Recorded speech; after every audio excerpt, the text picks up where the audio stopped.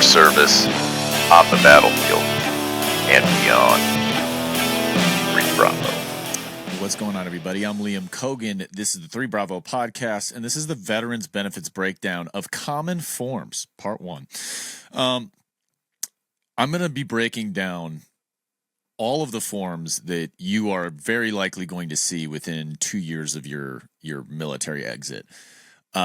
In this episode, I'm going to really focus on the educational and the general forms, and the following forms episode, forms part 2, I'm going to jump into the massive suite of medical forms.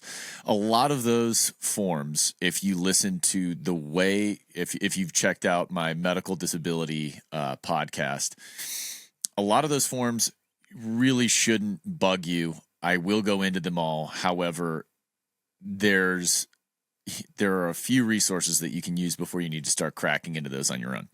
It's good to know. It's good to understand what they're talking about. It's good to understand what forms they're referencing and what those forms mean. However, you should have professionals defending you in the disability case because it is, unfortunately, a heavily litigious matter. So going into all of our benefits forms, you're looking at way too many. There's way too many that you're going to run into in the first couple of years of getting out of the military. However, the big standards are going to be your DD-214. So I'm sure you've heard that term before if you're active duty, and you've certainly heard it if you're a veteran. If you're a veteran and you haven't heard of what a DD-214 is, send me a comment or a private message, whatever, on any app or any forum or any social anything. I would love to hear what your out processing was like. I know a lot of guys get out and gals get out, and it's get home from deployment, and you're basically already out the door. But if you don't know what your DD-214 is, I would be very interested to know why not. So on that note of the DD-214, if you don't have yours, there is a very simple progress path to get all of that back. Now, they do have an online digital tool. I'm going to go through all of that with you guys at the end alongside the forms that are the educational forms. But the SF-180 is your request pertaining to military records. So that is your professional request. If you cannot find, let's say, your grandpa's service record or your father's service record, and there's plenty of stuff in there. Now, with the PACT Act coming out saying all these veterans from different eras of war, whether that be, Vietnam or GWAT, who don't have their DD-214s and they aren't signed up for medical care, a lot of these older guys are getting, pancreatic cancer. And that pancreatic cancer is very likely linked to Agent Orange or burn pits or really bad water, poor conditions. And, you signed up for service, but you didn't sign up to get poisoned. So you need to get back into your DD-214, go through basically your first, what is a new iteration of medical disability through the PACT Act. And to be connected to that, you basically just have to prove that you were in one of these areas where there was burn pit exposure or Agent Orange exposure, bad water exposure. And if you can't find your DD-214 and you're trying to do that for your grandpa or your father, your grandma, whoever it is, the SF-180 is going to be your best friend. It is going to be a request pertaining to military records. At the end of the SF-180, it will tell you where to send it to. And if you don't know which one of those to choose, I would send it to them all. So maybe there's weird things happen in the world of the government, and if you can't find your records, I would send it to them all. It's going to cost you $1 or $2 in postage, maybe a little bit more, but you will find out if that record is anywhere. And then there's also an online tool. We'll go all through that all at the end. So briefly in this episode, I'm going to go through just hit the wave tops of all of these forms, and then we're going to kind of dive into in depth the education benefit forms and the general benefit forms. So you're looking at your medical series right here. It's going to be your DBQ. What is your DBQ? It's a disability benefits questionnaire. This is when you go into an appointment for your VA exams to get medical disability. Your examiner will have this form in hand. There are tons of different kinds of DBQs.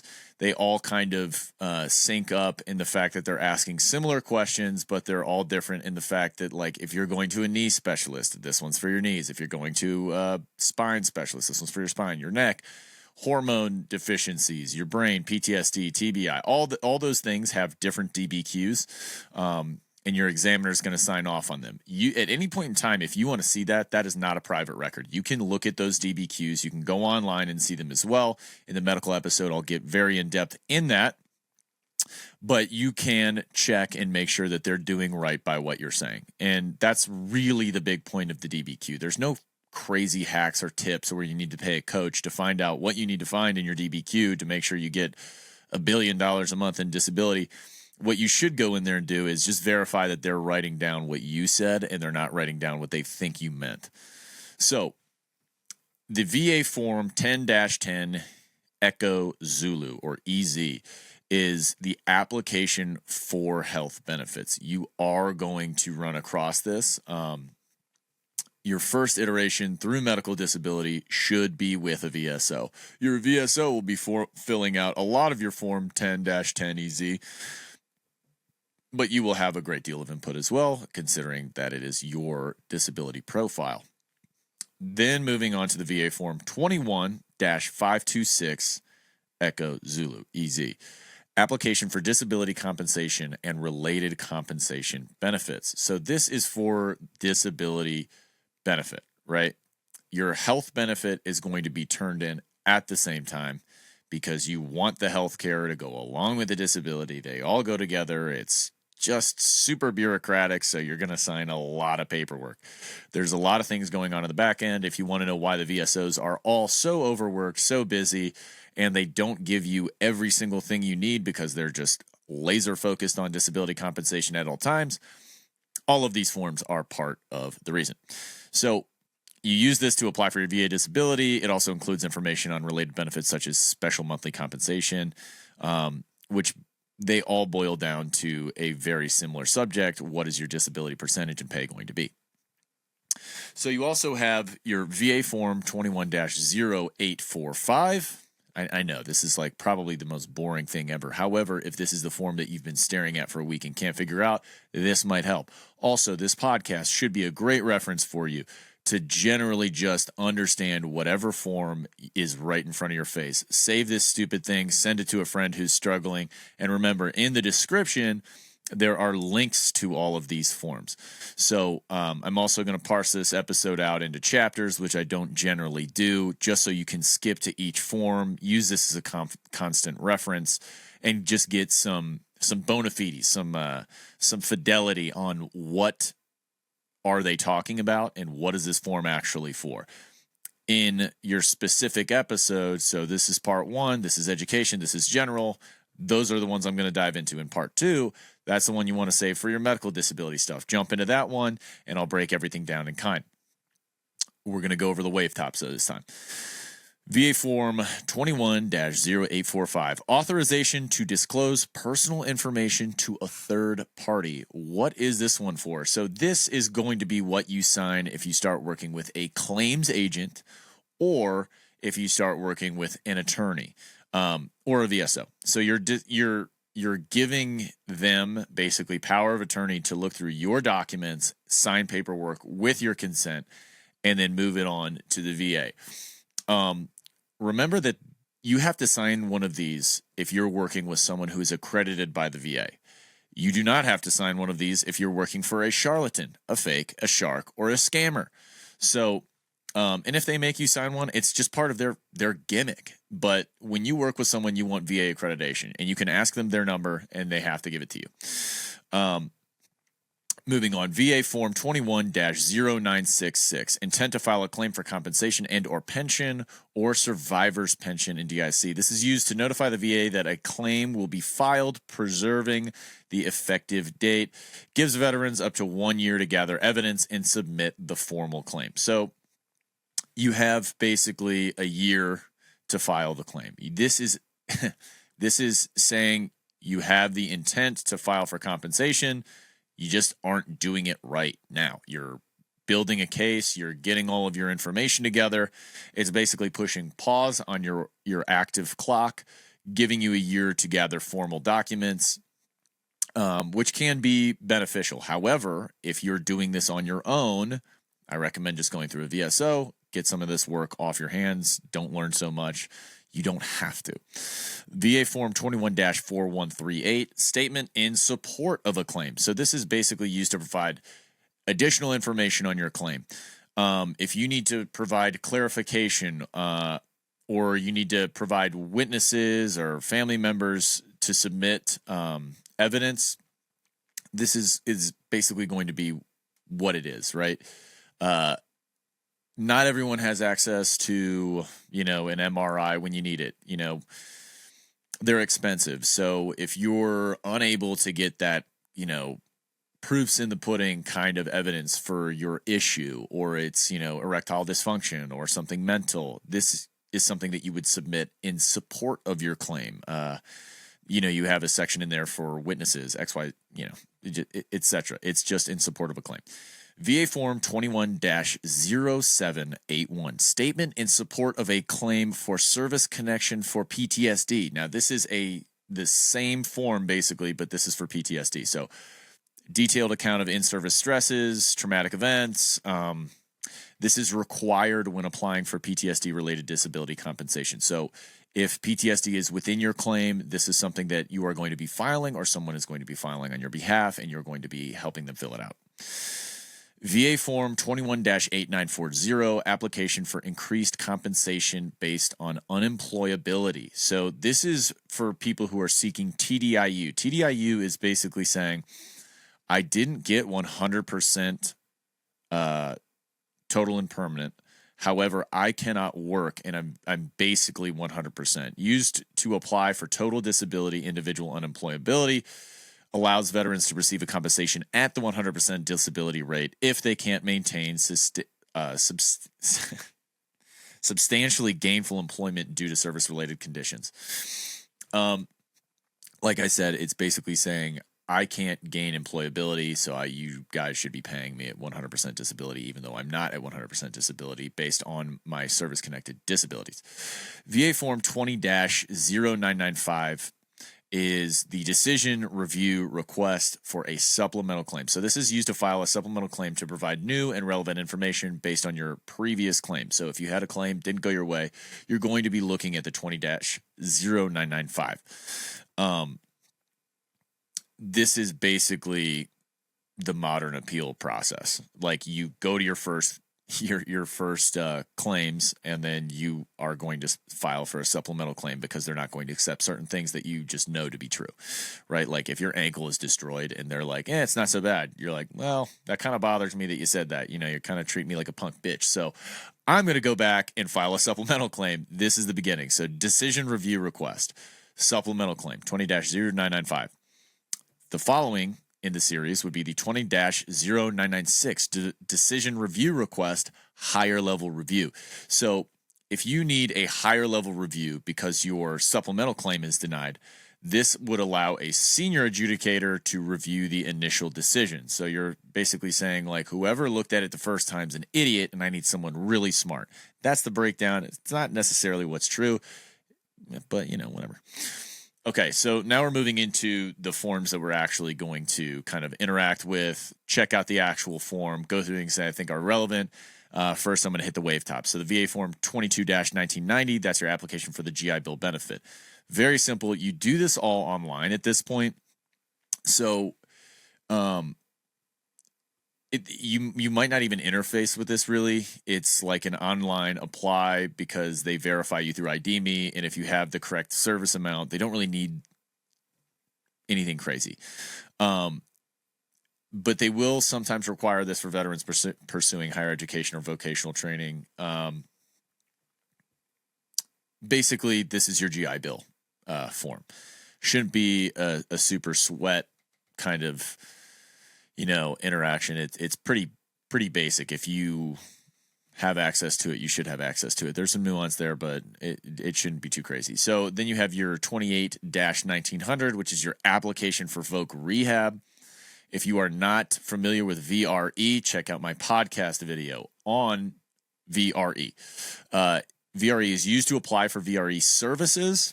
It helps with veteran service-connected disabilities and helps people with veteran. My God, dude!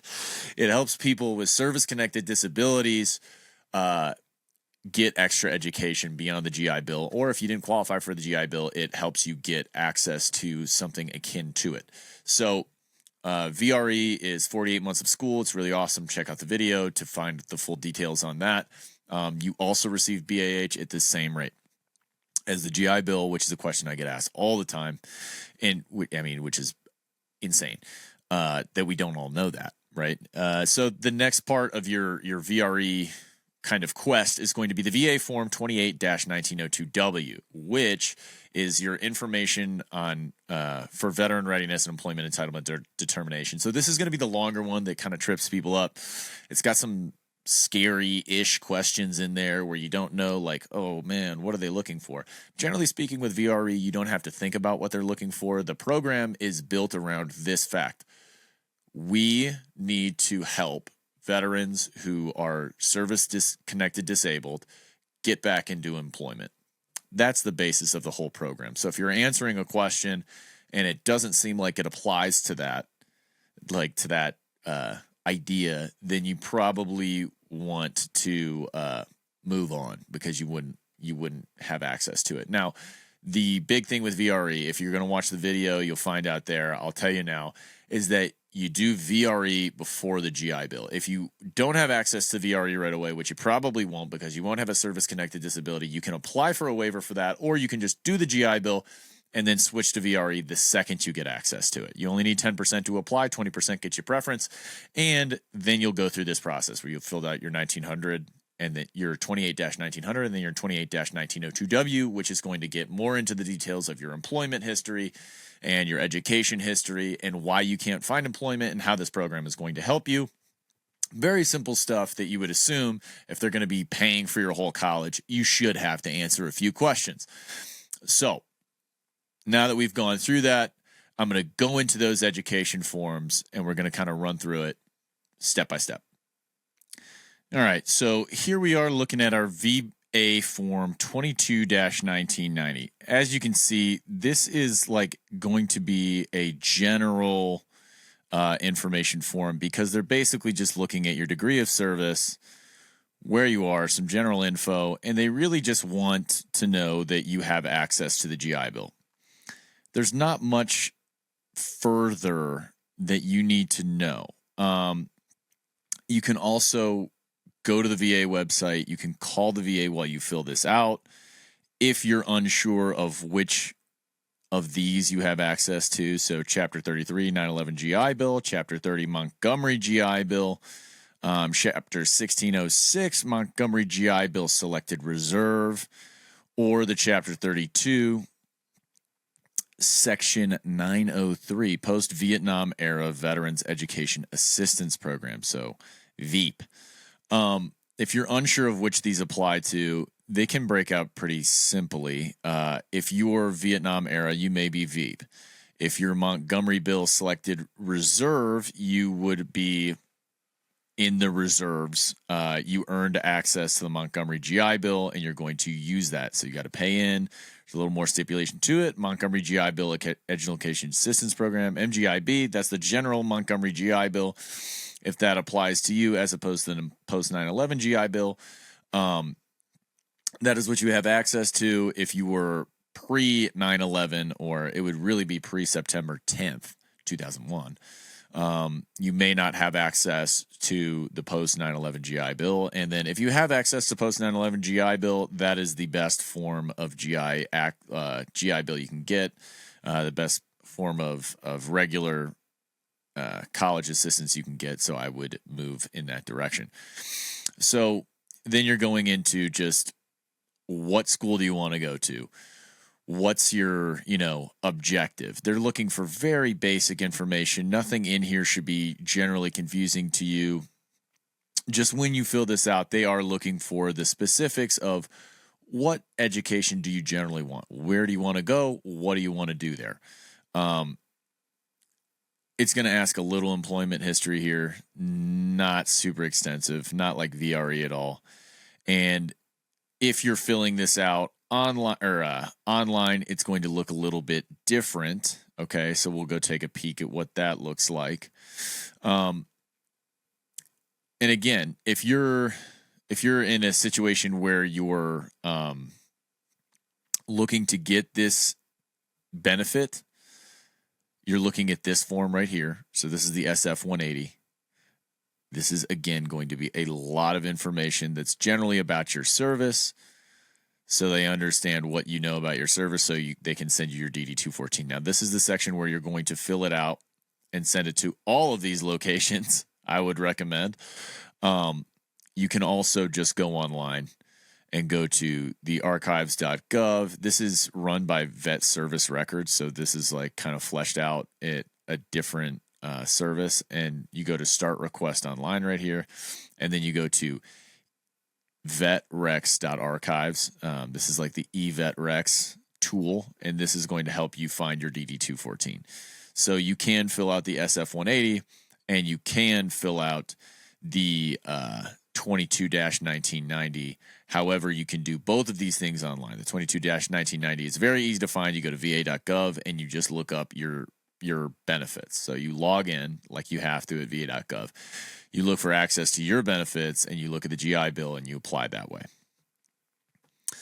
For VRE, it's a little bit different. You are going to be filling these forms out. So VRE, Veterans Readiness and Employment, this is going to be the first form you fill out. So 28-1900, like the other forms that we just looked at, this is a very simple, can I access this benefit? They're going to take down your information. They're going to send all your info into their database, and then you will have an interview with a VRE representative, a VRC counselor. So it's your vet rehab counselor, and you'll basically talk to them about what school you want to go to or what education program you want to get in to get a vocational degree, a certification, whatever it is. You're going to tell them where you want to go, why you want to go there, and why it's going to help you kind of take that next step out of the military, improve your life. These are really good things to do right out of the military. I didn't do that. I wish I had. I would have had better options. If someone would have told me all this, I would have done something completely different probably. I may have gone to medical school. I don't know. You do have access to these great benefits, and you do have that option. So you're looking at your 28-1902W. Now, this is what you get after that initial meeting with your counselor, your VRE counselor. And this is going to go into a lot more of the why do you deserve this benefit category. So you'll see right off the bat, it just is asking for your name, your VA file, and your VRC name. So that's your counselor's name who you met with. And then it's going to go immediately into your employment status. So what have you been doing since you got out, right? Like, have you been seeking gainful employment? Have you been running around in an RV? They're trying to figure out what you've been up to, basically. Like, what have you been doing to kind of find a job? Have you been successful? Have you been unsuccessful? So then you're going into this longer employment history where you put in your job title, you provide description of your job duties in detail. Do the jobs aggravate the claimant's service-connected disabilities? If yes, how do they do so? So when you're looking at this portion of your VRE 1902W, when you start filling out your job, like whatever you were doing, just remember that this is really difficult for veterans to do. And it was difficult for me to do as well. But you have to look at every single situation. Like right now, my neck hurts. Probably because I'm sitting down. If I sit down for too long, my neck hurts, and then I get like a numb arm shooting up to my fingertips, and my legs will go numb after a whatever certain period of time. That may sound like normal stuff, and it might be normal. However, it does affect my duty of sitting in this chair, making these videos, editing videos, doing all that kind of stuff. So I would say, yes, it does. My service-connected disabilities, as in my fused discs in my neck and my bulging disc in my neck, do affect my duties because I am uncomfortable in this chair. So I would say yes. Okay. If you're working construction, I'd say yes. If you're sitting in a chair, I'd say yes. There are tons of reasons why I would say yes. And there are very few where I'd say, like, well, I beat my ankles to death. That's my only service connected disability. And I sit in this chair all day. No, they're not super aggravated while I sit here.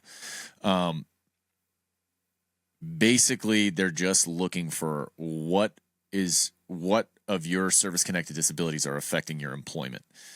I personally listed mine. I'm using VRE right now. So when they say what is the claimant's reason for leaving employment, if you're, still there or not, generally speaking, I'm going to say it wasn't the right fit for me outside of the military. You can have your own reasons, like if your boss really pissed you off. I still would boil that down to it wasn't the right fit for me outside of the military. Like I had a difficult time working with people like this, or I had whatever. This isn't a lie. It's just generally speaking, veterans get out of the military and they have a hard time dealing with other people, or they have a hard time dealing with like the first couple jobs that they interface with.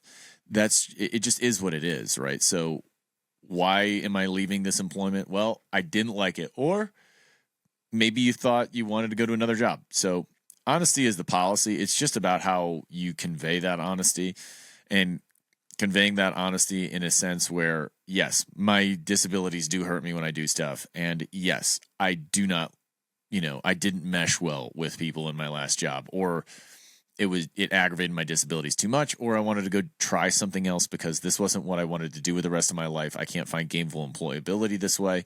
Those are the answers that you want to kind of provide because, one, they're true. I don't really care what kind of veteran you were. You're not going to get out and just be all normal. That would be astonishing. So those pages are going to go on for a while if you've had a long history of employment and you haven't, applied for VRE in a while, and you've been out for a while. So they're also going to start asking, have you had difficulty with any of these things? So be honest. Like if you have had issues with coworkers, just say so. Yes, I've had issues working with people. Job performance, job opportunities, job satisfaction, manager relations, missed time at work, other things. Personal opinion here. I'm not telling you how to fill out your form to be successful. I'm telling you that generally speaking, as a veteran getting out of the military, these things are going to be difficult for you to handle. And it may just seem like it's everyone else's fault, but not everyone else doesn't always think that. So a lot of the time, yeah, we are at fault for being the way we are. However, it's just good, honest policy to say so. Do not be super humble and say, oh, well, it's probably me here. So no, none of this applies to me because generally speaking, everyone was right but me. Don't go into the military mindset. Just explain to them what has been going on in your life. They're going to be looking into your enlistment history, just like they do with everything, occupational specialty, all very regular stuff. So then they're going into your, legal history. Have you been bankrupt? Have you committed a misdemeanor, felony, probation, parole, other things like that? Do you have substance abuse problems? When you're going through all that stuff, honesty is always the policy. I wouldn't make myself to seem like an asshole, if that gives you any kind of incentive. And again, if you're confused about any of this stuff, drop a comment, send me a PM. I'm very happy to work with anyone and everyone. And if it gets to a point where I can't do that anymore, I will try to hire someone and we will both be doing that. So, getting into your education background, again, you don't have to lie about anything. If you've gone to different, certain schools, put them down. There's nothing crazy about that. And then they're going to look for your service-connected disabilities impairments. This is going to take you a little bit longer to fill out. I recommend you go grab your disability paperwork, your big packet that you got from the VA, and you just go line by line. And if you can find it online, copy and paste into here. If you can't, and you got to print this out and write it down, unfortunately, that's not very fun. But you're also talking about getting free college degrees and getting paid to do it. So put in the work, don't bitch and moan, and get it done. If you can copy and paste, great. If you have to write it down, who cares? You're going to see this. If you've applied for TDIU or IU, which basically means like I'm unemployable based on my service-connected disabilities, VRE might not be for you. Obviously fill it out honestly, but if you can't gain employment, like, so if you're TDIU, you cannot have a job, or you lose your TDIU status, they're going to be real curious as to why you want more education, because you can't get a job. So what are you up to? Just, if that's you out there and that bothers you, I mean, that's just a fact of the matter. So what are you going to do? Now you could probably get off TDIU, get the benefit from, whatever disability rating you're actually at, and apply for this and get BAH while you go to school and go find a job. I think that'd be a little bit smarter. So the very end is asking if you have a driver's license, treatment facilities you're attending, and how often you're seen for treatment. So this is going to go into more of like your just relevant medical background, more of your med history. And then if you have any other, relevant or information or additional comments, I personally would fill this out and just say, like, I need this education so I can better myself, become a better candidate, and apply for the job that I want and get that job. I need that to feed myself and my family, for my mental health, for my mental clarity. And, it doesn't have to go much further than that, but it's really true. Why else would you be doing VRE if you didn't need that education, right? So I would go into number 28 and tell them that. And then lastly, you're going to fill out your counselor and your date. And that is it. Those are your educational forms. Those are the major forms that you're going to see as you're applying for your educational benefits. And then, of course, I showed you your standard SF 180 and your DD 214, where to find it. I'm not going to pull up my DD 214 and walk you through it. Simple forms, simple information. On the 1902W, there's some clarification that need to be had, but very doable.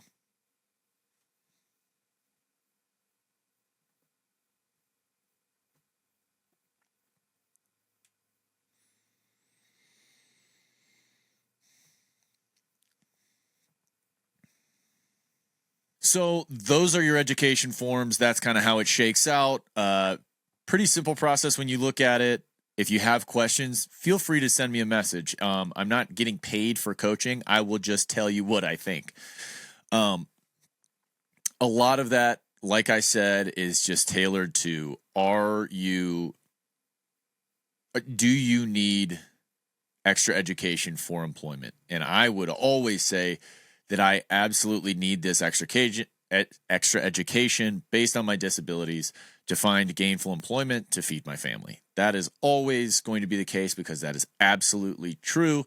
It's a very scary thing when you're exiting the military and you don't know what you're going to do and you don't know how you're going to feed yourself and your family. So focus on that when you're filling out your forms, and then get yourself into VRE, get yourself into the GI Bill, and get educated, become an incredible candidate, and start showing kids of this generation that the military is a really solid way to excel in life.